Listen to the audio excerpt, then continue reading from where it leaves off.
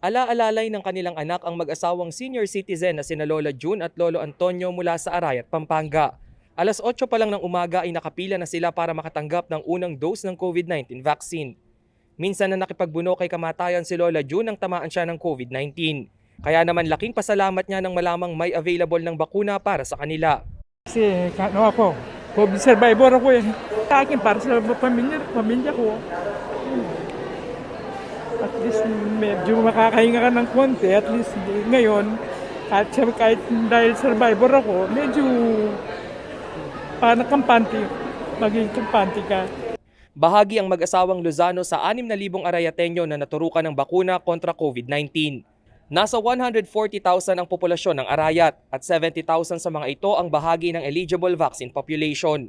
Kung magtutuloy-tuloy ang supply ng bakuna last quarter ngayong taon ay posible nang makamit ang herd immunity. Sa November 26, dapat ma-reach yung herd immunity. So, iyon ang target namin. So, dapat ito sa Arayat, 146,000 yung namin, siguro mga 70,000 ang para ma-reach namin yung herd immunity.